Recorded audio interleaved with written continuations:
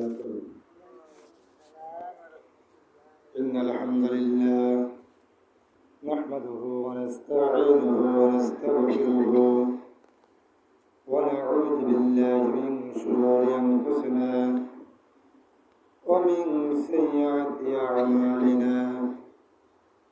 من يهده الله فلا مضل له ومن يضلل فلا هادي له. وأشهد أن لا إله إلا الله وأشهد أن محمدا عبده ورسوله. أعوذ بالله من الشيطان الرجيم. بسم الله الرحمن الرحيم.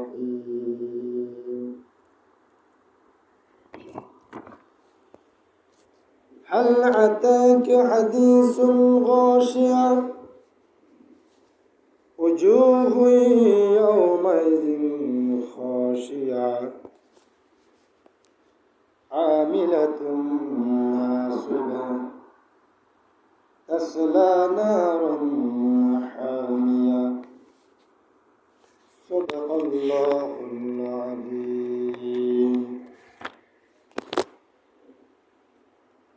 عن أبي هريرة رضي الله عنه قال قال رسول الله صلى الله عليه وسلم إن الحميم لا يصب على رؤوسهم فينفذ الحميم حتى يخلص إلى جوفه فيسلط ما في جوفه حتى يمرق من قدميه وهو السحر ثم يعاد كما كان. رواه الترمذي. يا أيها الذين آمنوا صلوا عليه وسلموا تسليما. اللهم صل على سيدنا مولانا محمد وعلى آل سيدنا مولانا محمد. اللهم صل على سيدنا وعلى آل سيدنا رسول مربالو بشر رسول مارالو بشر رسول مرفرم براهرمو আলোচনা রসুল আমার কাজে কর্মের অনুপ্রেরণা। আল্লাহুম্মা সাল্লি আলা সাইয়্যিদিনা মাওলানা ওয়া আলা আলি সাইয়্যিদিনা بلغ العلا بكماله كشف الدجى بجماله حسنت جميع خصاله صلى الله عليه. আলহামদুলিল্লাহ,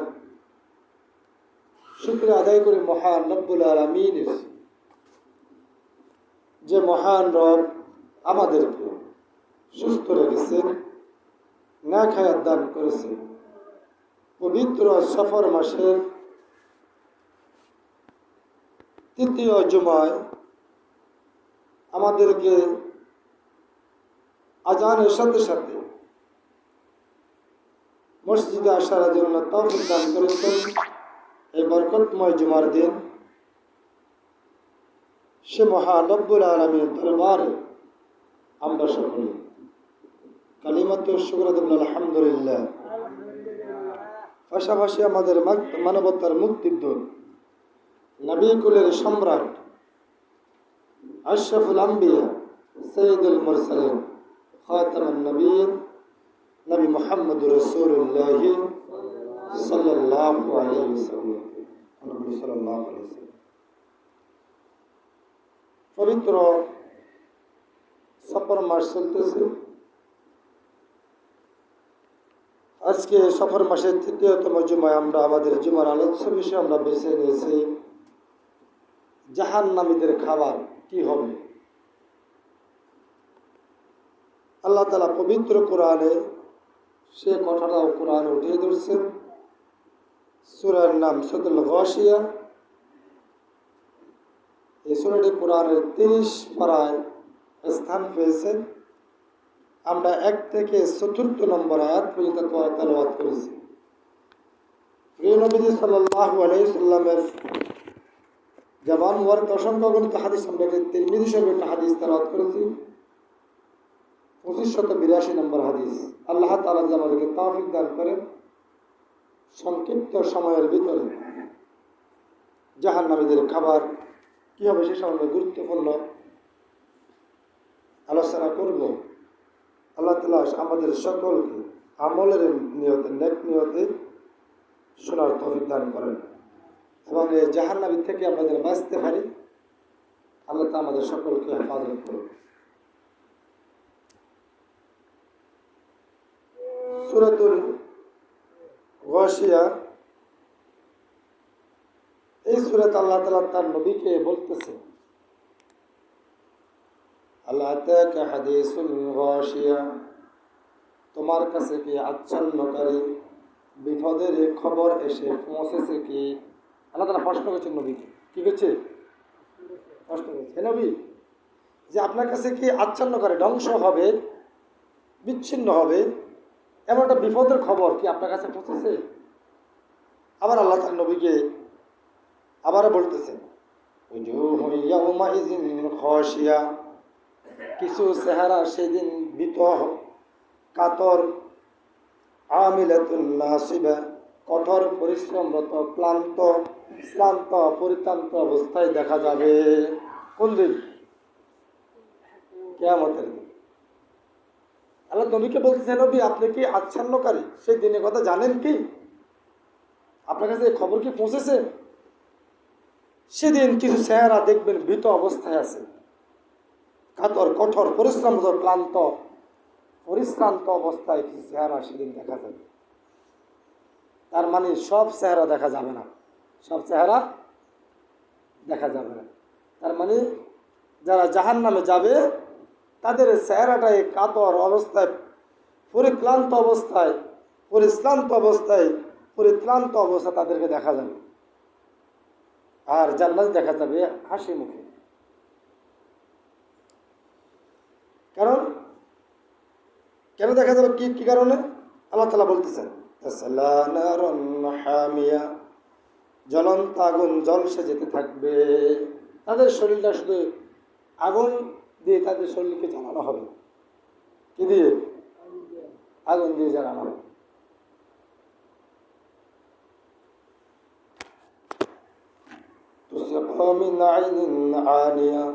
ফুটন্ত ঝর্ণার পানি তাদেরকে দেওয়া হবে পান করার জন্য। কিসের পানি? ফুটন্ত গরম পানি, উত্তপ্ত পানি দেওয়া হবে। যখন তারা পানি পানি করবে, পিপাসিত হবে যখন, তখন তারা বলবে আমাদেরকে পানি দেওয়া হোক, আমরা পানি খাবো।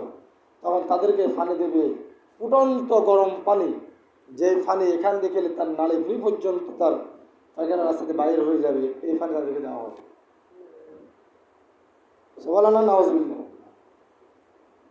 কইলে টিয়া লাগে, বেতন 1 বছর বাংলা লাগবে না, যা ঠেলি বাড়াইছে হয়েছে সাচ্ছে, 1 বছর বাংলা লাগবে। আমার সুবহানাল্লাহ আলহামদুলিল্লাহ জোর ধর মারলি শুনি, আমার সুবহানাল্লাহ আলহামদুলিল্লাহ নাউযুবিল্লাহ বলে টিয়া লাগবে না।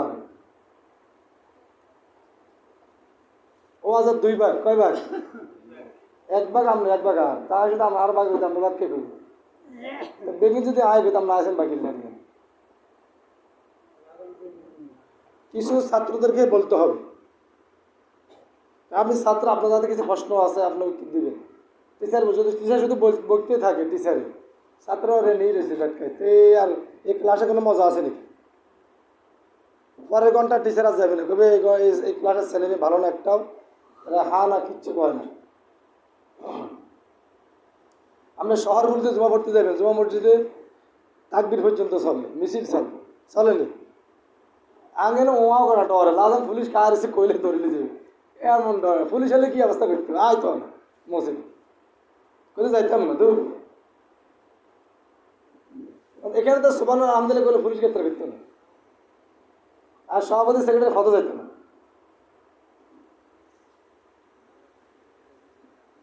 এলে আল্লাহ বলছেন মিন আইনিন আনিয়া, ফুটন্ত ঝর্ণার পানি তাদেরকে দেওয়া হবে পান করার জন্য।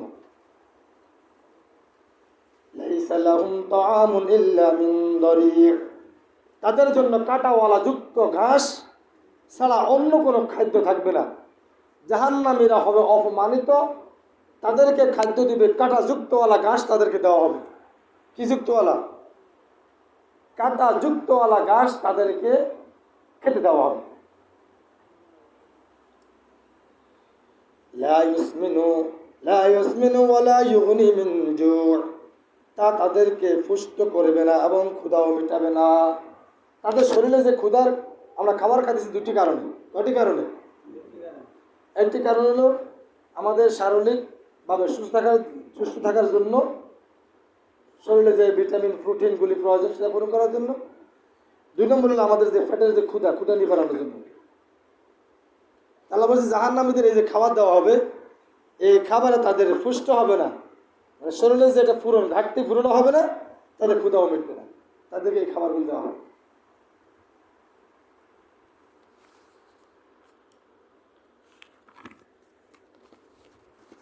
তারপর আল্লাহ তাআলা সূরাতুল ইব্রাহিম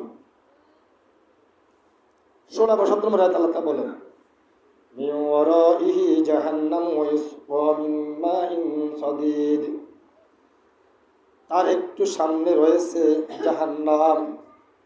এটা জাহান্নামের আগে দিয়ে তাদের খাবার দাবার শুরু করে দিবে। যেমন জান্নাতে যাওয়ার 500 বছর দূরের থেকে জান্নাতে ঘ্রাণ শুরু হয়ে যাবে। সুবহানাল্লাহ। নবী সাল্লাল্লাহু আলাইহি সাল্লাম যে রাস্তা দিয়ে হাঁটতেন, সে রাস্তা দিয়ে 1 সপ্তাহ পরেও ঘ্রাণ বাইর হতো। কি বাইর হতো? ঘ্রাণ বাইর হতো। মানুষ বুঝতে পারতো যে রাস্তা দিয়ে 1 সপ্তাহ আগে মুহাম্মদ সাল্লাল্লাহু আলাইহি সাল্লাম এই রাস্তা দিয়ে সালা বের হয়েছে। আর আমরা রাস্তা দিয়ে গেলে কি গন্ধ পাই? হাতের তন গন্ধ, নাকের তন গন্ধ, মুখের তন গন্ধ, জামালা দিলে গন্ধ, এটার জিয়ানো হতে হিয়ান্তন গন্ধ, এতে আঁটে যে গাড়ি চালায় সেই গাড়িতে গন্ধ। আর সন্দেহ লাগে তার বউ কেনে থাকে, এটার লগে এটাও লাগে সন্দেহ। এত গন্ধ, তো দুর্গন্ধ হলে এটার লগে মানুষ খায় কিন্তু। তাহলে জাহান্নামের থেকে দুর্গন্ধ বাইর হবে। কি বাইর হবে? তাহলে এগুলি খাওয়া কি জাহান্নামের স্বভাব নাকি জান্নাতীদের স্বভাব? কথা বলে কাদের স্বভাব? জান্নাতীদের স্বভাব। এটা খাওয়া, এই হাদা জর্দা যা কম, বিড়ি সিগারেট সব এটা জাহান্নামীদের খাবার। এগুলি কোনো জান্নাতি লোক এগুলি খাবার নয়। জান্নাতের নোংরা জিনিস তো খাবে না, তারা এখানে নোংরা জিনিস কেন খাবে? আল্লাহ তাদেরকে জবান দিয়েছে আল্লাহকে ডাকার জন্য। তাদেরকে দাঁত কেয়ার ঠ্যাঙ্গুর মতো করবে আল্লাহ, এটা দেওয়া হয়নি। এই জন্য এগুলি জাহান্নামীদের চল, তারা দুনিয়া থেকে নিজেকে প্রস্তুত করতেছে যে আমি যাব। এগুলি কোনো সভ্য সমাজের খাদ্য নয় এবং কোনো জান্নাতি লোকের খাবার এগুলি নয়। আল্লাহ বলতেছেন তাদেরকে 500 বছর আগে, যেমন জান্নাতের যে সুঘ্রাণ পাবে তারা 500 বছর আগে, এবং জাহান্নামীদেরও তারা জাহান্নামেরও 500 বছর দূরত্ব থেকে তারা এখানে আযাব ভোগ করতে শুরু হয়ে যাবে তাদের খেলা। তাদের বলেছে আল্লাহ তাআলা বলছেন তার একটু সামনে, ওদের যে শাস্তির একটু সামনে জাহান্নাম, সেখানে তাকে পান করতে দেওয়া হবে গলিত ফুজের মতো পানি। গলিত ফুজের মতো, মানুষের শরীরে হোয়া হাজি হলে ফুজ বাইরে বাইরে রক্ত এবং সাদা ফুস থাকে, এটাকে উত্তপ্ত করে ওই খাবারগুলি তাদেরকে দেওয়া হবে জাহান্নামীদেরকে। সুবহানাল্লাহ। ওই খাবারগুলো তাদেরকে জাহান্নামীদেরকে দেওয়া হবে। আল্লাহ তাআলা সূরা ইব্রাহিমের 16 নম্বর আয়াতে বলেছেন, 17 নম্বর আয়াতে আল্লাহ বলেন, লা ইউফাত্তারু আনহুম ওয়া হুম ফীহি মুবলিসুন, তাদের আযাব কখনো কমানো হবে না। জাহান্নামীদের আযাব কি করা হবে না? কখনো কমানো হবে না।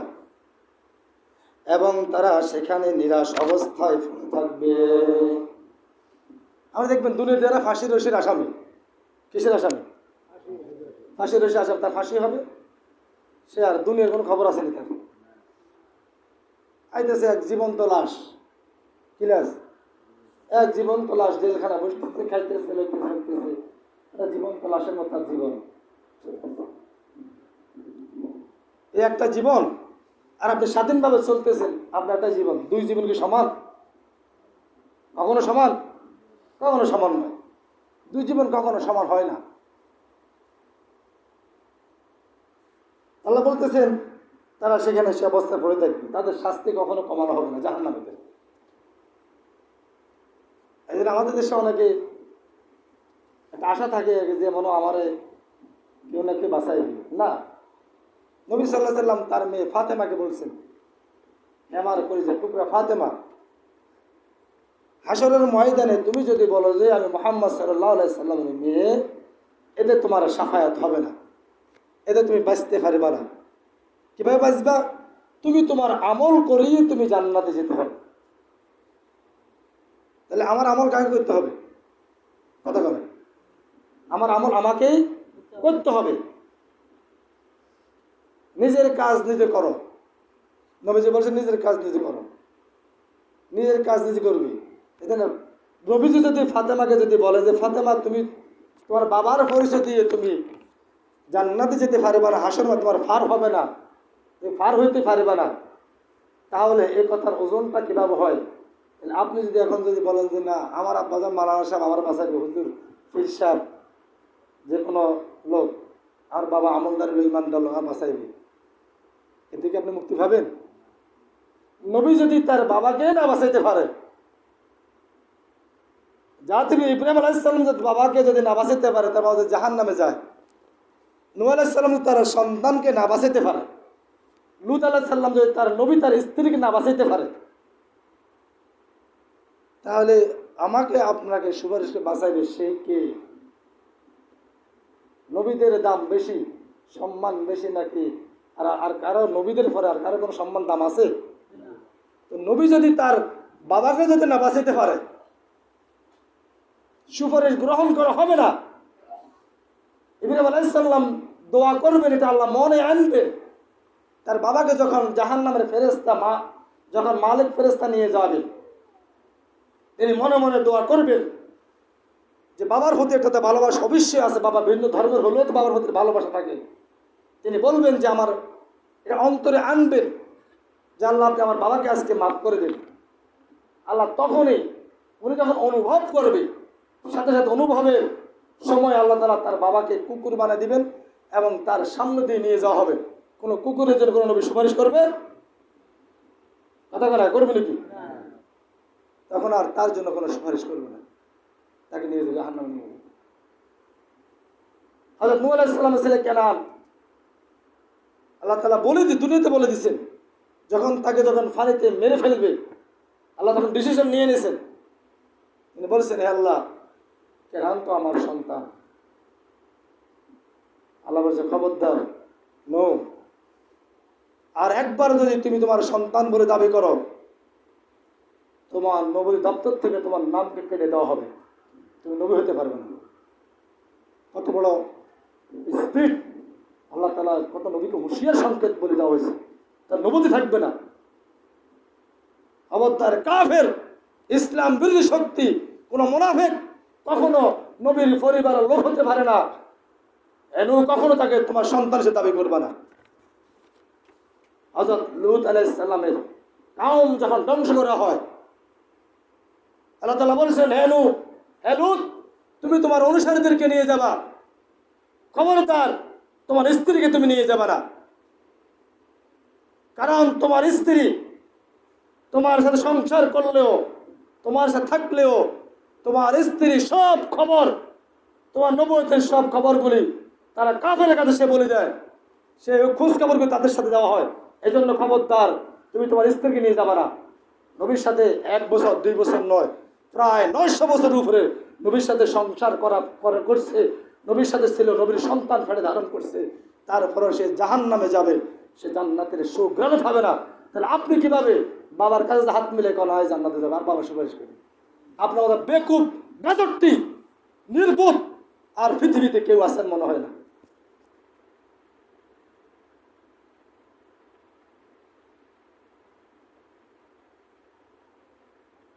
কে বুঝিছে এত বড় সাহস? যেখানে নবীরা পর্যন্ত ইয়ানাফসি করবে, নবীরা পর্যন্ত হাসর কথা বলতে পারবে না, ভয়ে কথা বলবে না, আল্লাহ তাআলা উঠে বলবেন হাসর ময়দানে। তখন যখন আল্লাহ আওয়াজ দেবেন, বলবেন, এই পৃথিবীর সমস্ত শাসকেরা, ইসলাম বিরোধীরা, কোথায় আসো? আজকে তোমার রবের সামনে কে কত বড় শাসক? আল্লাহ লাহুল খালক ওয়াল আমর। আজকে জমিন যার, সেই রবের আইন মতো চলবে। পৃথিবীর জালেমের কোথায় আসো আমার সামনে? সব জালেম শাসকেরা, ইসলাম বিরোধীরা, কোরআন বিরোধীরা, মানবতা বিরোধীরা তখন হায়তাশ হয়ে থাকবে, কথা বলার কোনো সুযোগ থাকবে না। কোথায় নমরুদ ফেরাউন হামাম সাদ্দাতেরা? কোথায় পৃথিবীর নব্য হামাম সাদ্দা ফেরাউন তুষে? কোথায় আসো আজকে আমার সামনে? আজকে আমি আল্লাহ রাজত্বে পৃথিবী চলবে, আমার হুকুমে হাসর ময়দান চলবে, আর কারো কোনো কথা এখানে সুটেবল কোনো কিছুই হবে না। দুনিয়াতে আল্লাহ রহমান, দুনিয়া আল্লাহ রাহিম, কিন্তু হাসর ময়দান আল্লাহ তাআলা কাহ্হার, কঠিন থেকে কঠিনতর। তখন দেখবে কঠিন কাকে বলে দেখা হবে। এখানে তো রহমান, তিনি মাফ করে দিন। এখানে তিনি রহিম, তিনি দয়া করেন। এখানে তিনি গাফফার, তিনি ক্ষমা করেন। কিন্তু হাসরের ময়দানে তার এই নামের স্পিরিট থাকবে না। আল্লাহ তাআলা তখন গাফফার নামে, কাহ্হার নামের কঠোরতা নিয়ে আল্লাহ তাআলা সেখানে বসবেন বিচারের দিন।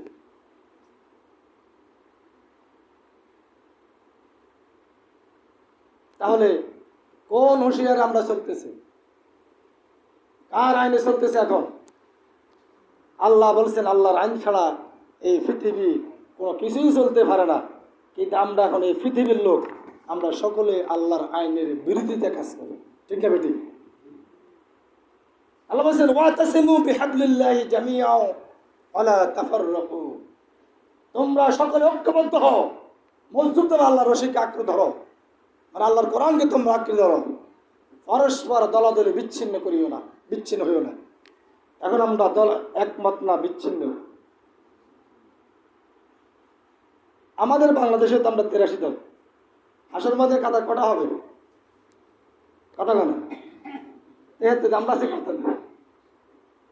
আমরা আছি 83 দল। 10টা আরো বাড়ে গেছে। আমরা 10টা বাড়ে গেছি।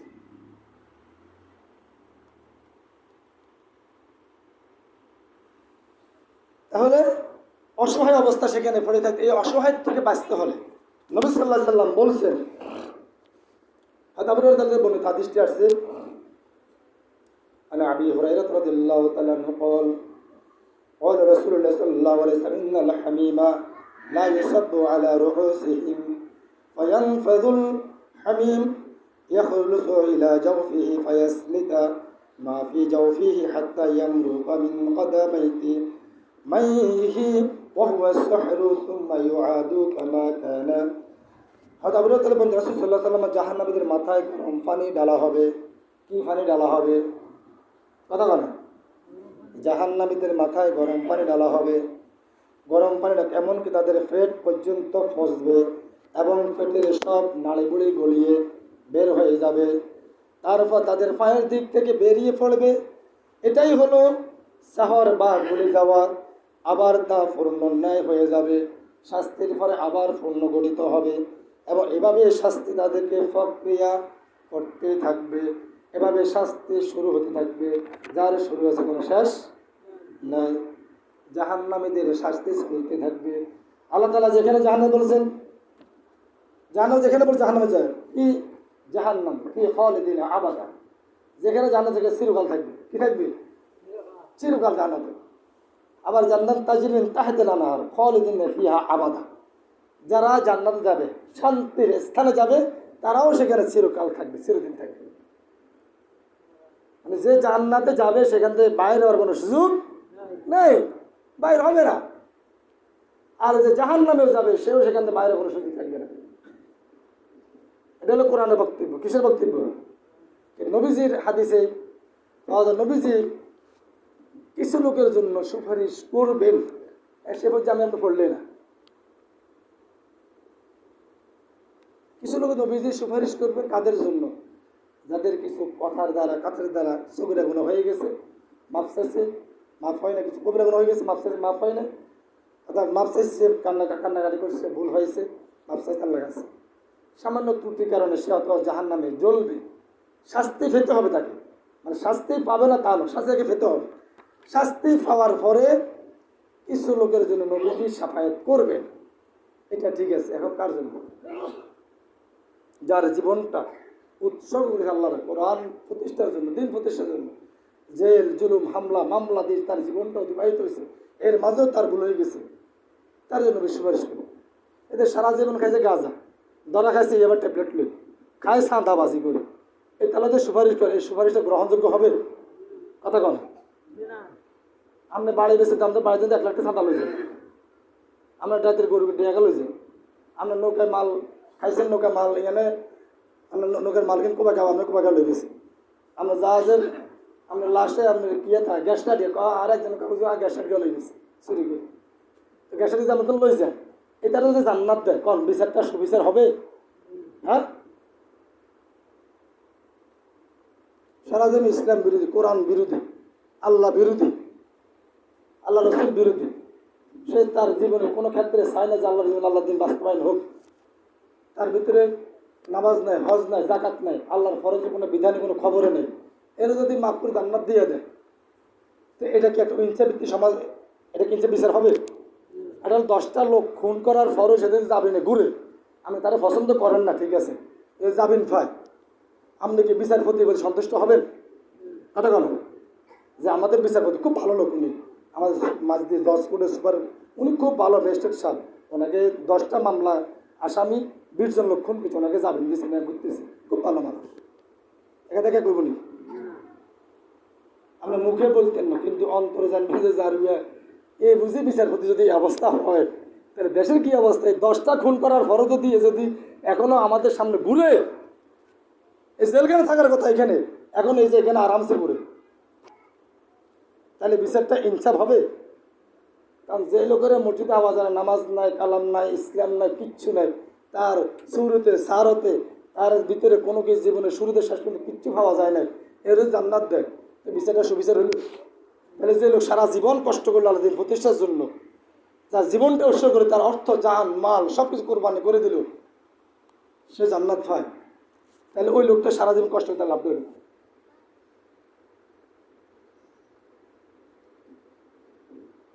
কারণ ওইখানে আল্লাহ তাআলা ইনসাফ বিধি জান্নাত দেবেন।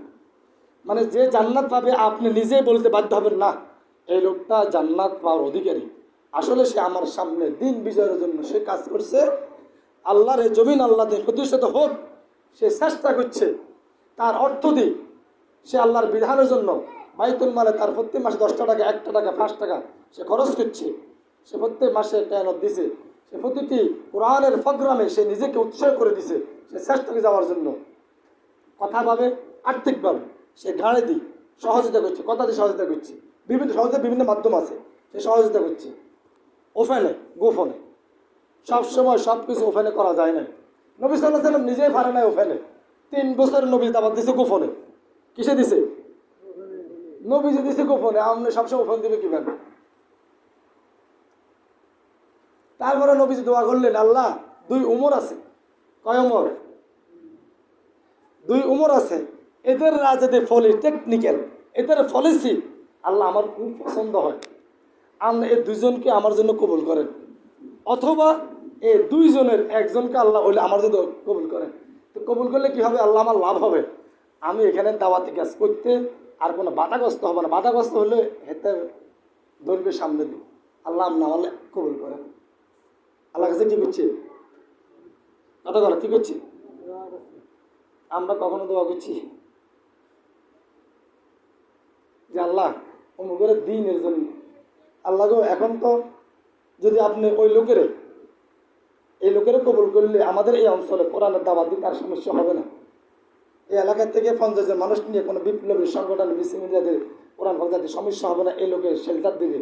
আল্লাহ না এই লোকের কবুল করেন। আমরা তো বড় করছি করে তো না, নিজে তো যাই না, নিজে আর করবো করতো না। আর আমরা যদি হক দিই, একে যদি গুন্ডাকে যদি খাড়া রাস্তা দিয়ে অসমস, আমরা ডর যাবো নাকি? তাতে যাবো নাকি? আমরা তো অনেকটা অনেক কারণ ডর চলে যাই, ঠিক না বেটি? জানি না কিনলে যা যদি অনেকগুলো না যেত আর গরু গেরা তুলে যাবে, কি করবে?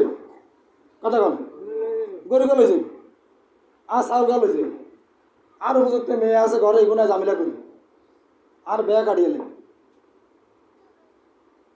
তাহলে অন্তর তো গেছে না, ডরে গেছে। কথা বলে ডরে গেছে, অন্তত জানে এইটার কাটিয়ে উঠতে হবে। কার দ্বারা? তার জন্য দোয়া করতে হবে। এই দোয়া শিক্ষা দিছে কে? নবী সাল্লাল্লাহু আলাইহি ওয়াসাল্লাম শিক্ষা দিচ্ছেন যে তোমরা দোয়া করো, তোমাদের সমাজের ওই এলাকা ভিত্তিক যেসবগুলি থাকবে ওই খারাপ লোকের জন্য দোয়া করো। আর ওই খারাপ লোক যে একবার যদি ইসলাম প্রবেশ করাতে পারো, ওরই তুমি 1000টা কাজ করাতে পারবে, ঠিক না বেটি? 1000টা কাজ করাতে পারবে।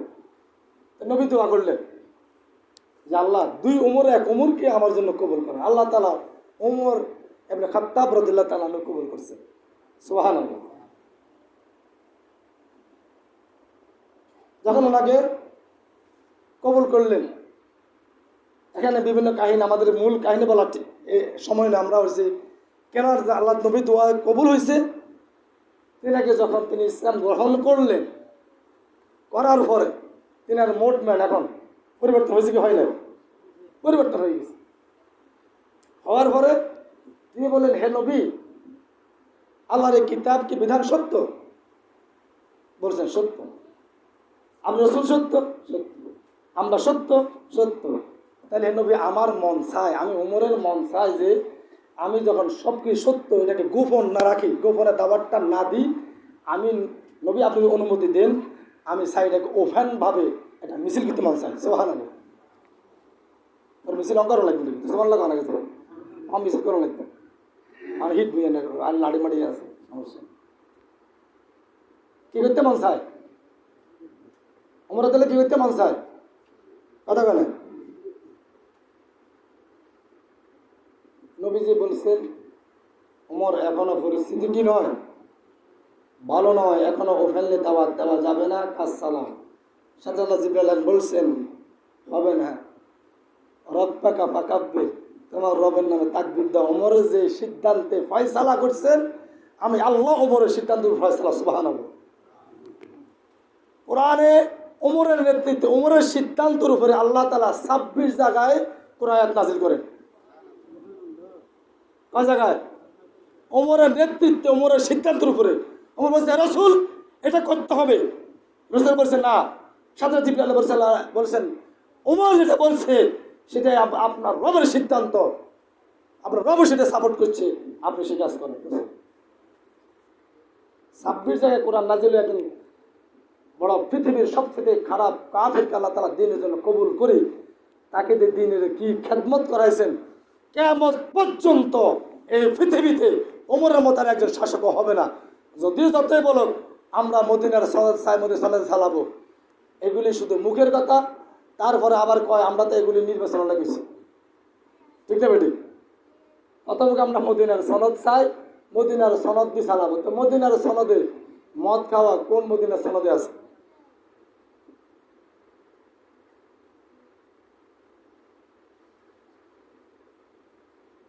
এগুলি সব বাহতাবাজি। মদিনার সনদ এটার নাম বিক্রি করে আর কি, এগুলি বিক্রি করে খায়, কারণ এটা বিক্রি করা ছাড়া মানুষের কাছে আর চলে না। সে ওমর রাদিয়াল্লাহু এমন শাসক তিনাকে কায়েম করে দেওয়া হয়েছে, তিনি যে রাস্তা দিয়ে হাঁটতেন শয়তান পর্যন্ত 40 জন রাস্তা হাঁটতো না। সুবহানাল্লাহ। কয়দিন? 40।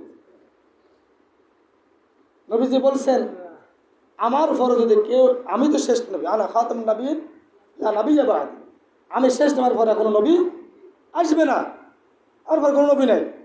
যদি আল্লাহ তাআলা নবী হিসেবে কাউকে বানাইতেন আমার পরে যদি আসতো, তাহলে সমস্ত নবীর গুণাবলী আল্লাহ ওমরের ভিতরে দিয়ে দিয়েছে।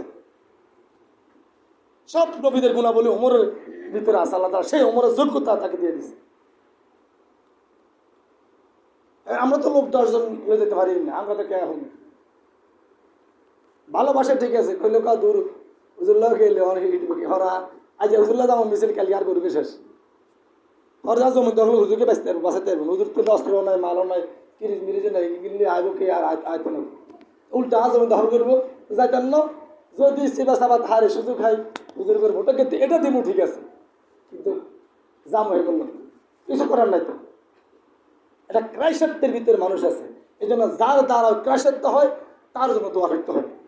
কি করতে হবে? তার জন্য দোয়া। আল্লাহ তাকে আপনি কবুল করেন, তাকে আল্লাহ আপনি কবুল করেন, আল্লাহ তাকে কবুল করেন, তাকে কবুল করেন। তাকে কবুল করলে আমরা দিন বুঝের কাজ করতে আমাদের জন্য সহজ হয়ে যাবে, আল্লাহ আর কঠিন হবে না। তার জন্য দোয়া করতে হবে বেশি বেশি। নবী দোয়া করছে, আল্লাহ নবী দোয়া কবুল করছে। আমরা যে দোয়া করি আল্লাহ কবুল করবে কি? আমার দোয়া করতে, আমি দোয়া করতে করি না, করি নাকি? এই জন্য দোয়া করবো আমরা বেশি বেশি।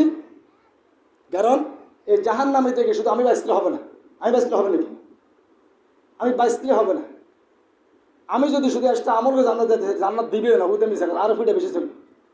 এই জন্য আমি সকল আমার আয়াত দ্বারা আছে, আয়াতের ভিতরে আহলে বায়াত সকলকেই জাহান্নাম থেকে বাঁচাইতে হবে। তাহলে সকলে মিলে জান্নাত থাকলে জান্নাতের পরিবেশ ভালো হবে, সুন্দর হবে। এই মোহাম্মদপুরে অথবা ধরেন আমাদের এই মাত্র শুধু যদি লোক একজন হয়, লোক কয়জন? শুধু একজন, বলছে আপনার পুরা এরিয়া আপনার জান্নাতের মালিক, ভালো লাগবে নাকি? হ্যাঁ, ভালো লাগবে? জীবন ভালো লাগছে। এত কামে দেখে নেবে, কখাতে সেবা করে নিব কে? কেত নাই, এতে তো একজনে রাত্রে ঘুমাইব না ডরে। যদি ঘুরে মোহাম্মদপুর আমনের এদের রাত্রে ডর ঘুমাই দেখতেন, গাছের ওই যে সুপারি গাছের খোলজাম নিচে উঠবে, লাভ দিয়ে উঠবে না ডরে। আর যখন সবাই এখন যারা আছে 100 মিলিয়ন সবাই এই বাড়িতে আওয়াজেরই বাড়ি আসে, সবাই বাজার হাটে ঘাটে মসজিদে মাঠে প্রান্তরে একেবারে দেখা হয়, এতে কি অসুন্দর না সুন্দর? এটাই তো সুন্দর। এটাতে এভাবেই বাঁচতে পারলে এটাই সামাজিকতা, এটাই জান্নাতে এভাবে থাকবে। সবাই মিলে ঐক্যবদ্ধ থাকলে জান্নাত পরিবেশ সুন্দর হবে, দেখতে ভালো লাগবে। আর শুধু আজ যে বৌদের মিল জান্নাতে খাইলে আমার কি ভালো, লাভ হলো কি? এটা ভালো না।